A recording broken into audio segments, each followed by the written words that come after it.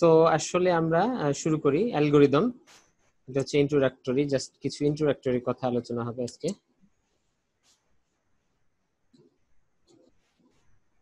তো প্রথমে যে আলোচনাটা সেটা হচ্ছে অ্যালগরিদম শব্দটা কোথা থেকে এসেছে। ঠিক আছে, এই শব্দটা আসলে the word algorithm derives directly from Al-Khwarizmi. Al-Khwarizmi নাম থেকে আসলে এই নামটা বিকৃত হয়ে আসলে অ্যালগরিদম নাম আকার ধারণ করেছে, যেটা আমরা পরে দেখব। এবং এই তথ্যটা সংগ্রহ করা হচ্ছে এই হিস্ট্রি অফ অ্যালগরিদম এই বই থেকে। এখন আল-খোয়ারিজমি আসলে একটি বই লিখেছিলেন, সেই বইটা আরবিতে লিখেছিলেন।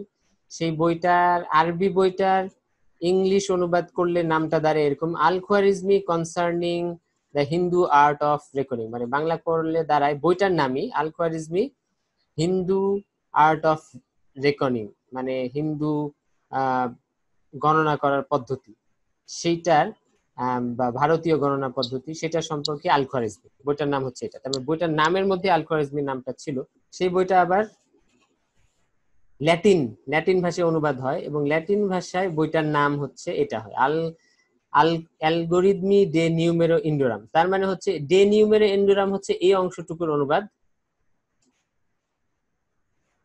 এই অংশটুকুর অনুবাদ, হ্যাঁ, ডে নিউমেরো ইন্ডোরাম। আর এই আল-খোয়ারিজমি অনুবাদ করতে যে ওটা গ্রিক ভাষায় হয়ে যায় অ্যালগোরিদমি, যেটা এই যে এখানে লাল করা আছে অ্যালগরিদম।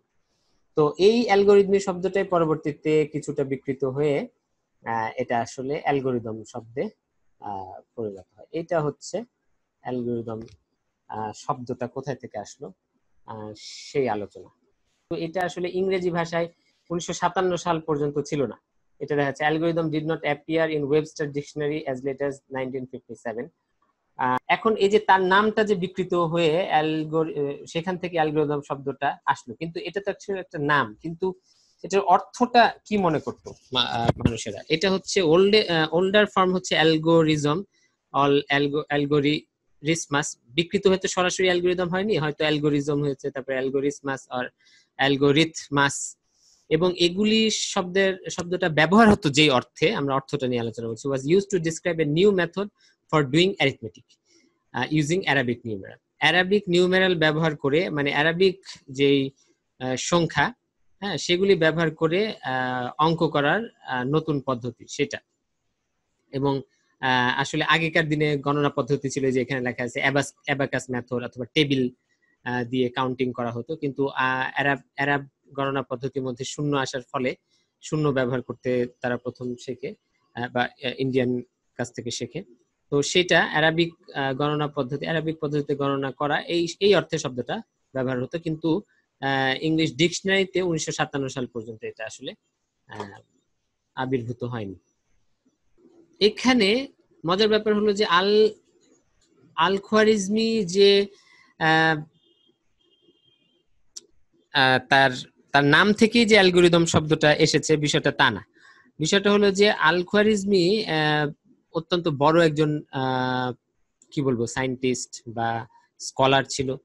তো সেখানে তার আরো একটা কন্ট্রিবিউশন আছে, সেটা হচ্ছে যে তার একটা বই আছে, সেই বইটার নাম হলো বেশ বড়, আল কিতাব আল মুখতাসার ফি হিসাব আল জবর ওয়াল মোকাবেলা। তো এই যে আল জবর ওয়াল, এই যে বইটার নাম অর্থ ইংরেজি করলে দাঁড়ায় the compendious book on calculation by completion and balancing. এই যে কমপ্লিশন অ্যান্ড ব্যালেন্সিং মানে হচ্ছে আল জবর ওয়াল মোকাবেলা, আল জবর ওয়াল মোকাবেলা। হ্যাঁ, তো কমপ্লিশন অ্যান্ড ব্যালেন্সিং তার মানে আগে আসলে যেভাবে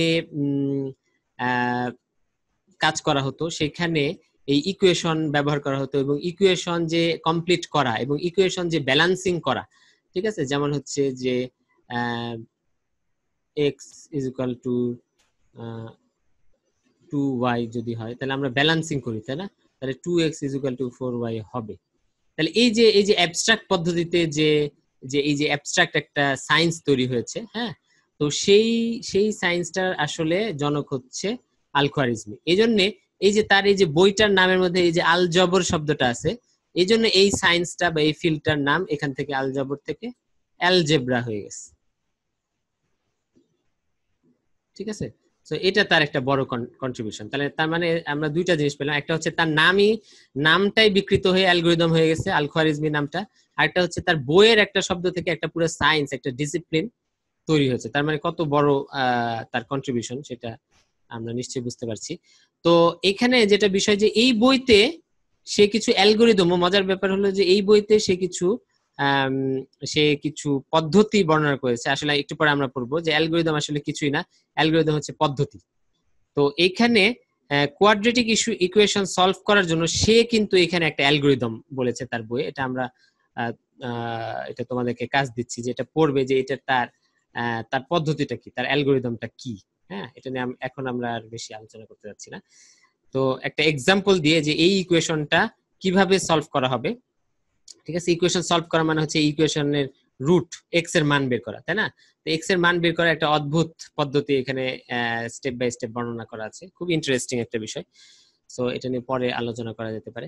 তো তার বইয়ে কিন্তু এরকম একটা চমৎকার অ্যালগরিদম ছিল, অ্যালগরিদমের বর্ণনা ছিল তার এই বই কিতাব আল মুখতাসার ফি হিসাব আল জবর ওয়াল মুকাবালা। তো এরপরে যে বিষয়টা আলোচনা করা হচ্ছে, by 1950 the word algorithm was most frequently associated with Euclid's algorithm. তাহলে সবচেয়ে প্রাচীন একটা অ্যালগরিদম হচ্ছে ইউক্লিডস অ্যালগরিদম। 1950 সালের মধ্যে কিন্তু অ্যালগরিদম শব্দটা, যেমন আগে আমি বলেছি যে অ্যালগরিদম শব্দটা হচ্ছে অ্যারাব নিউমেরালস ব্যবহার করে গণনা করার পদ্ধতি, সেই অর্থে ব্যবহার হতো। কিন্তু 1950 সালের মধ্যে অ্যালগরিদম শব্দটা ফ্রিকুয়েন্টলি ইউক্লিডস সাহেব একটা অ্যালগরিদম দিয়েছিলেন, যেটা আমরা দেখব।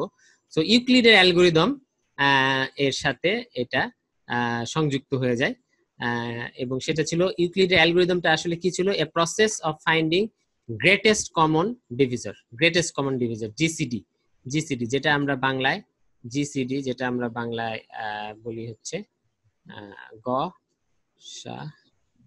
গসাগু, গরিষ্ঠ সাধারণ গুণিতক, এইভাবে বলি আমরা। তো সেটা, এবং সে এই ইউক্লিডস এই অ্যালগরিদমটা দিয়েছিল তার বইয়ের নাম হচ্ছে এলিমেন্ট, ইউক্লিডস এলিমেন্ট, খুবই বিখ্যাত বই। তো এটা প্রায় 300 খ্রিস্টপূর্ব, বিফোর ক্রাইস্ট, এটা খ্রিস্টপূর্ব 300 শতাব্দীতে এই অ্যালগরিদমটা সে দিয়েছিল। তার এই এলিমেন্টস এর অনেকগুলি সিরিজ আছে, এলিমেন্টস বইয়ের 7 নাম্বার সিরিজে, বুক 7 এ। তো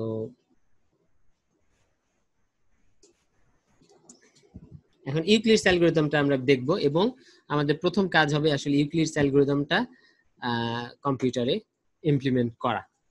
ঠিক আছে, সো ইউক্লিডস অ্যালগরিদমটা কি আমরা দেখি, যে জিসিডি বের করতে হবে। আসলে আমরা একটা অ্যালগরিদম পড়েছি, তাই না?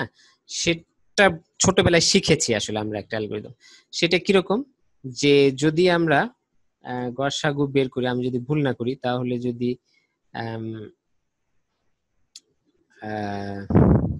45 এবং 20 আমরা গসাগু বের করব, তাহলে কি করতে হবে,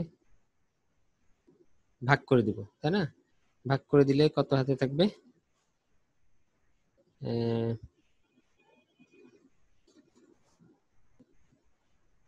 এরপরে আবার কাকে দিতে হবে, 20, এটা এখানে চলে আসবে, তাই না? if I am not wrong, if I am wrong please respond। তাহলে গসাগু হবে এই। যদি এটাও না যেত, তাহলে যেটা হতো এখানের ভাগশেষটাকে দিয়ে আবার এটাকে আমরা এখানে নিয়ে আসতাম। এই হলো অ্যালগরিদম, এভাবে চলতে থাকবে যতক্ষণ পর্যন্ত না এটা নিঃশেষে বিভাজ্য হচ্ছে, এবং ফাইনালি হচ্ছে লাস্টে এই যে এখানে যেটা থাকছে সেটা। এইভাবে আমরা শিখেছিলাম, আমি এইভাবে শিখেছিলাম, আরো ঠিক এই অনেকে হয়তো আরো অন্য কোনো পদ্ধতিতে শিখতে পারে।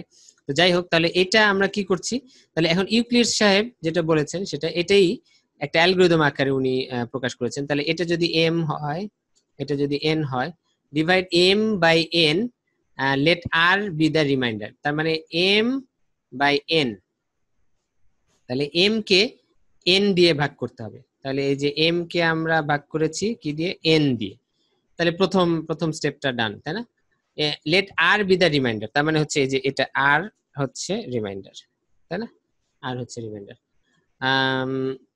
Will have r is less than n, remainder হওয়ার শর্ত হলে এটা এন এর চেয়ে ছোট হতে হবে। এন এর চেয়ে যদি ছোট না হয় তাহলে তো এখানে আরেকবার এটা যাবে, তাই না? সো এটা হচ্ছে step number E1। Step number E2 তে হচ্ছে যদি রিমাইন্ডার 0 হয়, যেটা আমাদের একদম লাস্টের স্টেপে হয়েছে, এই যে আর, এই আরটা ইজ ইকুয়াল টু এখানে 0 এসেছিল, তাই না? রিমাইন্ডার 0 হয়, algorithm terminates and n is the answer. ঠিক আছে, এবং n হচ্ছে অ্যান্সার হবে। যদি এখানে নিঃশেষে বিভাজ্য হয় তাহলে n টা হবে অ্যান্সার। যদি এটা নিঃশেষে বিভাজ্য না হয়, যেমন এইখানে আমাদের যেটা হয়েছে যে 5 পাচ্ছিলাম আমরা, তাই না? তো 5 পেলাম, তার মানে এটা হলো আমাদের আর, এটা হলো আমাদের আর, এবং নিঃশেষে বিভাজ্য যায়নি। সুতরাং এই ক্ষেত্রে আমাদের এই স্টেপটা কাজ করছে না।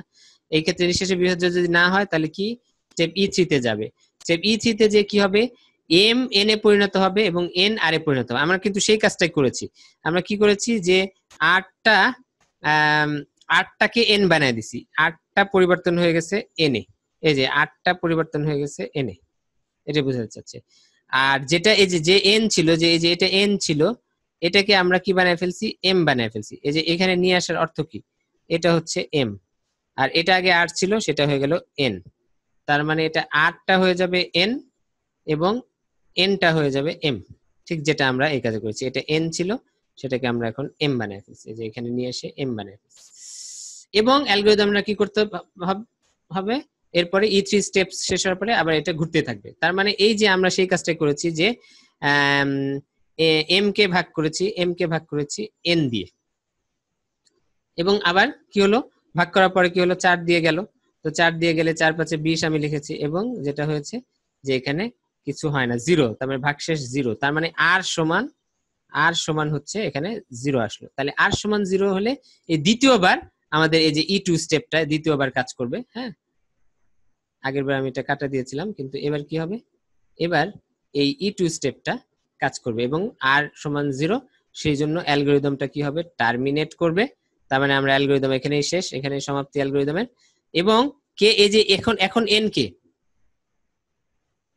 আমরা যদি একটু তাকাই, যে এখন হচ্ছে n কিন্তু a, ঠিক আছে, এই 5টা হচ্ছে n, তাহলে 5টা n হলে আমাদের জিসিডি হবে এই যে এই শর্ত অনুযায়ী লাস্টে n is the answer, n is the answer. তার মানে n হচ্ছে জিসিডি, তাহলে জিসিডি ইজ ইকুয়াল টু 5। তার মানে এটা একটা অ্যালগরিদম, কত চমৎকার ভাবে বলা আছে। আসলে আমরা এটাই শিখি, ইউক্লিডের অ্যালগরিদমই আমরা এই পদ্ধতিতে শিখি। এখন ইউক্লিডের অ্যালগরিদম এইভাবে লেখার সুবিধাটা হলো যে এখন এটা আমরা কম্পিউটারে ইমপ্লিমেন্ট করতে পারবো। হ্যাঁ, আমরা সি প্লাস প্লাস বা পাইথন দিয়ে, হ্যাঁ, এটা সবার টাস্ক থাকলো, ইমপ্লিমেন্ট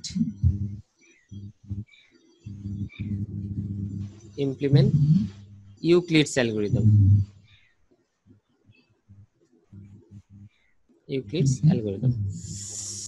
ওকে, সো অ্যালগরিদমটা লেখা আছে, ভেরিয়েবল গুলির নামও দেওয়া আছে, শুধু এখানে কিছু অ্যাসাইনমেন্টের কাজ করতে হবে। হ্যাঁ, একটা ফর লুপ নিতে হবে, এখানে একটা ফর লুপ বা যে কোনো লুপ নিতে হবে, লুপের কিছু শর্ত দিতে হবে, এবং এইভাবে আমরা এটা ইমপ্লিমেন্ট করতে পারি। এখন অ্যালগরিদম কেন স্টাডি করব আমরা, ঠিক আছে? Algorithm is important for all branches of computer science. In fact, algorithm are core of most technologies used in contemporary computers. তাহলে সব টেকনোলজিরই কোর হচ্ছে computer. It plays a key role in modern technological advancement. যেমন হচ্ছে এখানে একটা উদাহরণ দিয়েছি, self driving কার। তাহলে আগে যেমন এই যে আমাদের কার, হ্যাঁ,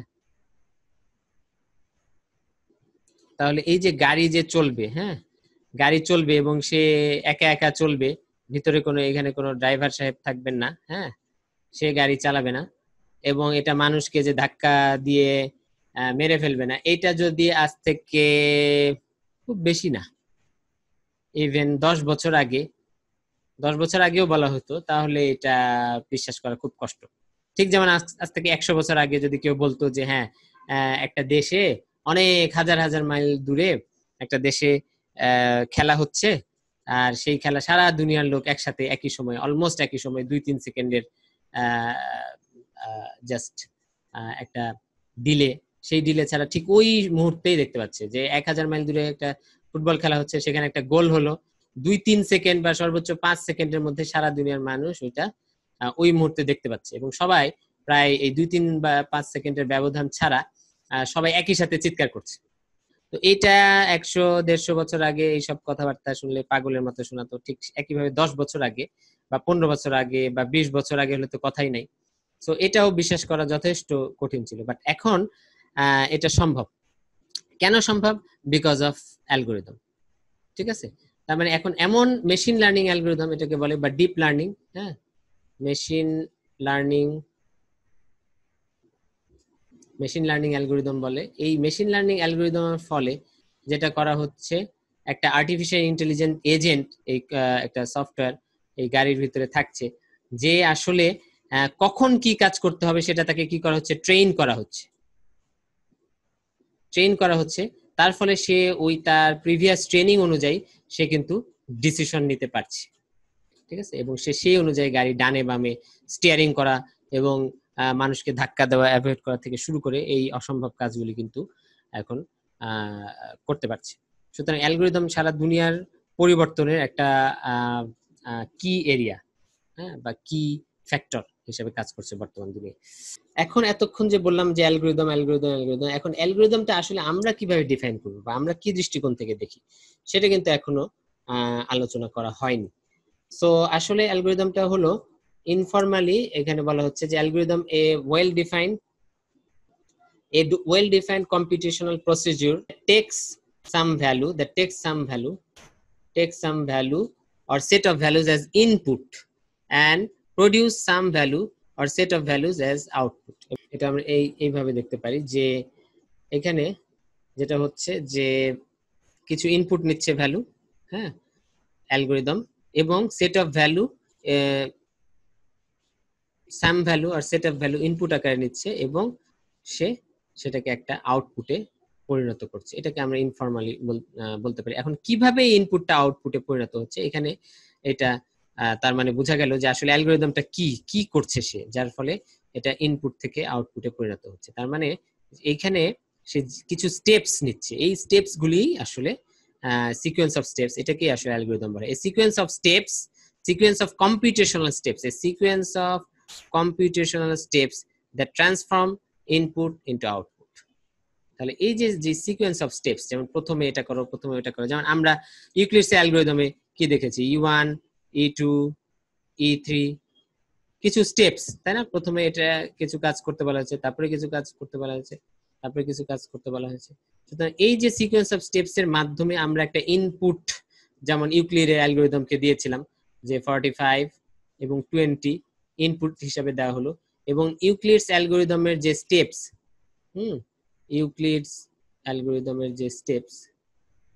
ইউক্লিডস অ্যালগরিদম তার যে স্টেপস গুলি, এটা কি করলো, আউটপুট আমাদেরকে দিল 5।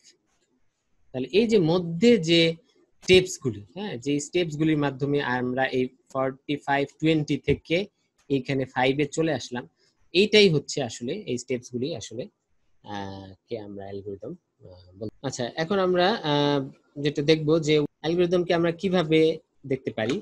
এখানে 3টা পয়েন্ট বলা আছে। We can view algorithm as a tool for solving well specified computational problem. তাহলে অ্যালগরিদমটা একটা টুল হিসেবে দেখা যায়। হ্যাঁ, এটা তো অবশ্যই দেখা যায়।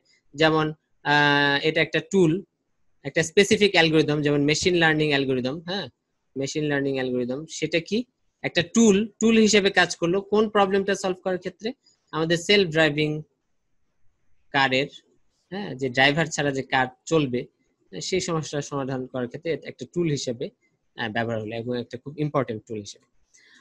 Problem specification include what input is and what the desired output should be. এবং এটা যারা প্রোগ্রামিং কন্টেস্ট প্রোগ্রামিং করেছো বা বিভিন্ন অনলাইনে প্রোগ্রামিং এ পার্টিসিপেট করেছো, প্রবলেম সলভিং এ, তারা জানো যে প্রবলেম স্পেসিফিকেশন অবশ্যই দুইটা জিনিস থাকতে হবে, একটা হচ্ছে ইনপুট কি, হ্যাঁ, এবং ডিজায়ার্ড আউটপুট কি, এটা স্পেসিফাই করা থাকতে হবে, এটা একটা শর্ত। Algorithm describes a specific computational procedure for achieving the desired output for a given input. তাহলে অ্যালগরিদম কি করে, ডিসক্রাইব করে স্পেসিফিক কম্পিউটেশনাল প্রসিডিউর। তো এই প্রসিডিউরটাই ভিন্ন ভাষায় বলা হচ্ছে, এই প্রসিডিউরটাই হচ্ছে বিভিন্ন স্টেপস, আমরা স্টেপস বলতে পারি, এখানে প্রসিডিউর বলা হয়েছে, প্রসিডিউর বলতে পারি, প্রসিডিউর বলতে পারি ফর অ্যাচিভিং ডিজায়ার্ড আউটপুট। তাহলে এই যে ইনপুট থেকে আউটপুটে যাওয়ার, যেটা আগে বলা হচ্ছে যে ইনপুট থেকে কিছু ইনপুট থাকবে, এই যে যেমন আমরা একটু আগে দেখলাম যে 4520 এটা হচ্ছে ইনপুট এবং আউটপুট 5 ছিল আমাদের আউটপুট, যেটা which was জিসিডি ইনফ্যাক্ট, আর এগুলি ছিল কিছু নাম্বার। তাহলে ইনপুট থেকে ডিজায়ার্ড আউটপুট, এই যে এটা হচ্ছে আমাদের ডিজায়ার্ড আউটপুট। ডিজায়ার্ড আউটপুট পাওয়ার জন্য একটা গিভেন ইনপুটের ক্ষেত্রে যেই প্রসিডিউরটা, সেটা হচ্ছে অ্যালগরিদম আসলে সেই প্রসিডিউরটা ডেসক্রাইব করে সেই প্রসিডিউরটা। এবার আমরা কিছু ডেফিনিশন দেখব, যেমন an algorithm is said to be correct. তাহলে কারেক্টনেস অফ অ্যালগরিদম, এটা খুব একটা ইম্পর্টেন্ট বিষয়। If for every input instance it holds with correct output. তাহলে প্রত্যেকটা ইনপুট ইনস্ট্যান্সের জন্য তাহলে একটা অ্যালগরিদম কারেক্ট বলবো। ইউক্লিডস অ্যালগরিদম কারেক্ট আমরা কখন বলবো? যখন শুধু 4520 এর ক্ষেত্রে না, হ্যাঁ, এরকম যত নাম্বারই আমরা দেই না কেন, সব নাম্বারের ক্ষেত্রে কারেক্ট জিসিডি সে বলতে পারবে, কারেক্ট জিসিডি সে বলতে পারবে। তাহলে আমরা ইউক্লিডস অ্যালগরিদমকে বলবো যে হ্যাঁ এই অ্যালগরিদমটা কারেক্ট। তাহলে কিছু নাম্বারের ক্ষেত্রে কারেক্ট জিসিডি বলতে পারে, আবার কিছু নাম্বারের ক্ষেত্রে আরো কিছু উল্টাপাল্টাই হাবিজাবি নাম্বার বলে, হ্যাঁ, যেটা আসলে জিসিডি না, তাহলে কিন্তু এটা কারেক্ট না। তাহলে for every input instance it holds with, এবং এটা থেমে যায়, হল্ডস মানে এটা থেমে যায়, অ্যালগরিদমটা থেমে যায়। ওইখানে আমরা দেখেছি যে থামার শর্ত ছিল E2 তে, আমাদের E2 নাম্বারে থামার শর্ত ছিল যে r ইকুয়াল টু যখন 0 হবে তখন এটা হল্ট করবে, তাই না, অ্যালগরিদমটা শেষ হবে এবং রেজাল্ট আকারে n কে রেজাল্ট আকারে সে শো করবে। তাহলে অ্যালগরিদমটা থামতেও হবে, হল্টও করতে হবে, এবং সেই হল্ট করার সাথে সাথে কারেক্ট আউটপুট বলতে হবে। এখন অ্যালগরিদমটা হল্ট করলো, কিন্তু যেই এনটাকে সে বলতেছে আউটপুট, সেই এনটা আসলে জিসিডি না, তাহলে অ্যালগরিদম আসলে কারেক্ট না, দেয়ার ইজ সামথিং রং। ঠিক আছে, এবং এটা এভরি ইনপুটের ক্ষেত্রে হইতে হবে। এটা অনেক ক্ষেত্রেই বোঝা যায় না, যারা প্রোগ্রামিং প্রবলেম সলভ বেশি করি, এটা খুব একটা কমন বিষয় যে সব অনেক ইনপুটের ক্ষেত্রে অনেক ইনপুট ইনস্ট্যান্স আমরা টেস্ট করলাম, হ্যাঁ, অনেক ইনপুট ইনস্ট্যান্স, এটার ক্ষেত্রেও ঠিক হয়, এটার ক্ষেত্রেও ঠিক হয়। এটা হ্যাকার র্যাঙ্কে অনেক সময় দেখেছে যে অনেকগুলি টেস্ট কেস থাকে না, দেখা যায় যে আমরা একটা অ্যালগরিদম করে জমা দিলাম, একটা দুইটা তিনটা টেস্ট কেসে ইনপুট টেস্ট কেসে পাস করেছে, কিন্তু বাকি দুই তিনটা ইনপুট টেস্ট কেসে এরা কারেক্ট অ্যান্সার দিতে পারেনি, এবং ওই টেস্ট কেসগুলোতে এই জন্য আমরা বলি সেটা ফেল করেছে। ঠিক আছে, এই জন্য তার মানে কি, কোথায় ভুল ছিল? তুমি যে অ্যালগরিদমটা ব্যবহার করেছো সেই ক্ষেত্রে আমরা বলবো যে সেই অ্যালগরিদমটাই ভুল ছিল, এই জন্যই সে কিছু কিছু ইনপুটের জন্য সে কারেক্ট আউটপুট আনতে সে ব্যর্থ হয়েছে। এটা গেল প্রথম। তাহলে একটা correct algorithm solves the given computational problem. একটা কম্পিটিশনাল প্রবলেম, যে প্রবলেমটা আমাদের হাতে আছে সেই প্রবলেমটা সলভ করে। ঠিক আছে, তার মানে ইউক্লিডস অ্যালগরিদম কারেক্ট অ্যালগরিদম হবে তখন যখন সে জিসিডি বের করার প্রবলেমটা সলভ করতে পারবে, তার মানে সে জিসিডি বের করতে পারে, সেটা হতে হবে। Focus will be on correct algorithms, incorrect algorithms can sometimes be useful. হ্যাঁ, আমাদের ফোকাস থাকবে কারেক্ট অ্যালগরিদমের দিকে, হ্যাঁ, ইনকারেক্ট অ্যালগরিদম ও অনেক সময় ইউজফুল হতে পারে।